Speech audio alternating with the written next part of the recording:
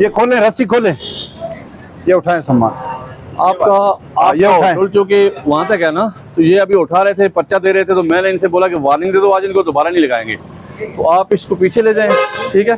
तो अपने होटल से आप बाहर तजावुज़ात ना करें, क्योंकि लोगों के पैदल चलने की जगह है, उनको लोगों को तकलीफ नहीं देनी। हाँ, इसको पीछे उसके साथ इसको पीछे ले जाएं, इसको इधर मत लगाएं, क्योंकि लोगों को हमने रास्ता देना है। लोगों ने दोबारा हमने आपको बताना नहीं है, दोबारा हमने FIR देनी है। बस चाहे आप ये सामान को पीछे कर लो, हम नजर नहीं आना चाहिए। आप इधर आ जाएं, मेरे ख्याल में आप इधर से नहीं जाते बगैर FIR के। मैंने आपको कितनी मर्तबा मना किया है। आज जब भी पूछो, किधर गया बासी साहब? जी सर, जब भी इनके पास हो पूछो, ये हमारा आखिरी दिन है, हम जा रहे हैं, गाँव जा रहा है। असल में इस तरह है ना कि अच्छा, रोजाना ये गाँव जा रहा होता है लेकिन जाता नहीं है, हमें यही कहते हैं हम गाँव जा रहे हैं।